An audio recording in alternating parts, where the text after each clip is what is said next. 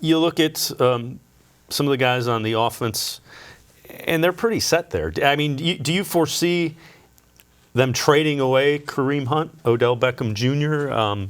If they do that, my guess is they'd try to move up in the draft, potentially. Their tone was really different on both of those guys, Kareem Hunt and Odell Beckham. With Kareem Hunt, it was very much, we need you to stay in line. We've laid out what happened on that video when you got pulled over is not acceptable, and you've got to stay in line and go by our standards. Odell Beckham, obviously very different, right? Nothing off the field, just kind of the antics on the field and coming off an injury. But it sounded like, at least on Wednesday, he's a guy they still want to have around. Hopefully he'll show up to OTAs this year, and maybe he'll have learned that lesson and he'll be healthy. But it sounds like they want him around. With Kareem Hunt, it's not that they don't want him around, but it sort of sounds like they're saying, hey, you've got to do your part now. It's on you.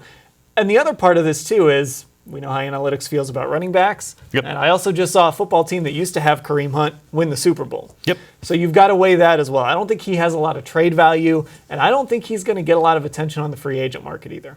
Yeah, and that might be the reason, is because they know, we'll take you. Yeah. We're not going to pay you a lot, and you got to stay in line. Yeah, and if he wants to stay home, and again, I don't think it's going to be expensive, because I don't know who's going to make an offer for him, especially once they stick a tender on him and you have to give up a draft pick to sign him with the baggage he has, and again, with the way running backs are viewed, I don't think he's going to get a lot of money in the restricted free agent market. And you hope for his sake that he can figure it out. Sure. Seems like a decent kid that just keeps putting himself in bad spots. And then the talent right. is still just unbelievable. I know you and I saw him when he was running for 300 yards in high school, but even at the NFL level, I would contend that he might be the best all-around offensive player on the Browns roster as far as his blocking, his running, his receiving.